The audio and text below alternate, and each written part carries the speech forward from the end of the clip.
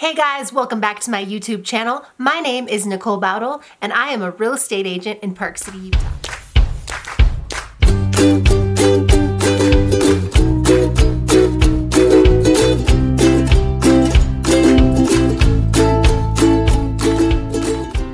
Today, I'm going to be talking about how to buy a house. It is one of the biggest purchases you will probably ever make in your lifetime, and it's also a very exciting time. So the first thing you need to think about when you start your home buying process is your goals. Are you a first-time home buyer? What are your finances? Is this a vacation house? Is this a ski condo? Is this going to be a investment property? How much can you actually afford? How much money do you have saved for a down payment? Do you have enough money to cover your closing costs? These are all things that you need to think about and take into consideration right from the very start. Number 2, get pre-approved ASAP. You need to know exactly how much the bank is going to loan you. This is very important because you don't want to be looking at properties that are out of your price range. And also, if it is a seller's market and you find a house that you really like, hot properties do not last long and you will need to submit an offer ASAP. So, having a pre-approval letter is something that needs to be submitted with your offer because it lets sellers know that you are qualified and that you are a serious buyer. Number 3. After you get pre-approved and you know how much the bank is going to loan you, now it's time to find an agent. So you're definitely going to want to find someone that you're going to enjoy working with because you're going to be spending a lot of time together during this process. They are not only going to guide you, but there are so many things that go into a real estate transaction that when you are looking for a home, as soon as you put in an offer and your offer is accepted, you are literally just starting the process. It can go anywhere from 10 days to 45 days to close a home, depending on what your timeline is and your terms. So this real estate agent is going to be helping you coordinate a home inspection, coordinate the appraisal, coordinate the final walkthrough, keeping the lender on track, making sure that they are getting all the paperwork that they need from you so that you don't have anything delayed or stalled in your process. Number 4 is the fun part. You get to look for a house. So realtor.com is a great place to look for a house. Also, if you are using a real estate agent, you are going to want to have them, you're going to want to give them your wants, your needs, your wish list, your location, what is important to you. Do you want to be close to Salt Lake? Do you want to be close to the ski areas? Do you want to be able to, you don't really have a car, so you'd rather walk around, you're more of an urban environment, maybe you just want to hang out in Old Town.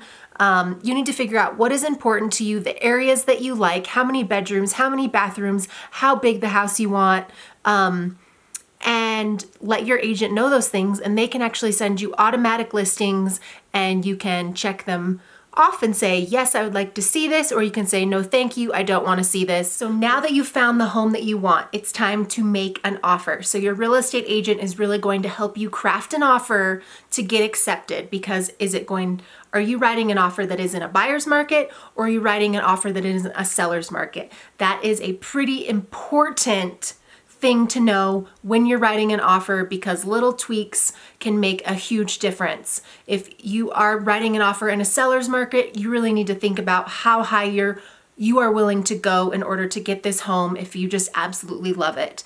In the offer, it's going to state how much you are willing to give the seller to purchase the home. It's also going to have your terms laid out, if you are paying in cash, if you are getting a loan from the bank, how much you are putting down as a down payment, if you would like an appraisal, and certain things like that. It'll also have the timeline laid out, so how long it's going to take to close on the home, when the settlement date is. All these things go into the real estate purchase contract, and you're definitely going to want to have a real estate agent guide you through that process. Once you submit your offer, you need to wait for the seller to either accept it, reject it, or they might even give you a counter offer.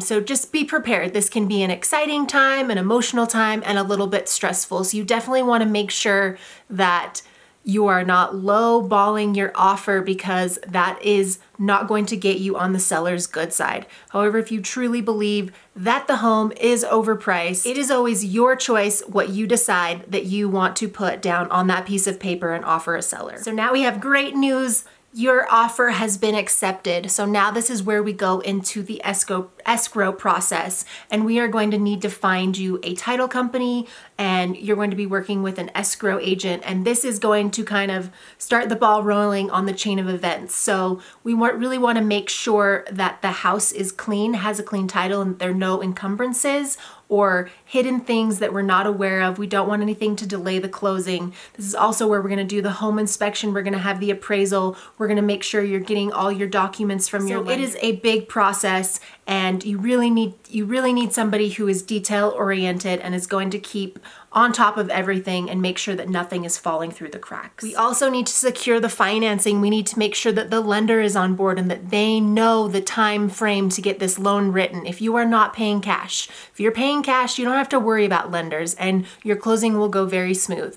But if you are getting a loan, you have a lot of documents to sign, and they're gonna be asking for a lot of papers from you. So you're gonna need to make sure that you are on top of getting the lender everything that they need to have in order for this loan to be written and produced in time. Normal closing can take anywhere from 30 to 45 days. It's very unusual that anything would go past 60 unless you as a buyer have requested that or the seller has requested that in the terms of the offer that was accepted. So now that we've done the home inspection, we've done the appraisal, and we are getting ready for our settlement date, which in Utah, settlement is different than closing. So it is where the buyer and the seller will sign their papers. They may not necessarily sign them at the same time or at the same title office. When you get the keys to the house is when recording has taken place. So when the actual transfer of ownership has happened, that is when you will be able to get the keys to your house, and that is how it goes in Utah. So when you go to your closing, you're definitely going to want to make sure that you bring a photo ID with you. Any final mortgage documents that you're going to need to bring, you're going to need to bring your cash to close if you're the buyer. And now you are the proud homeowner of your new home. Thanks for watching today's video, guys. I hope you learned a little bit on the process of how to buy a home, and please make sure you like and subscribe my channel.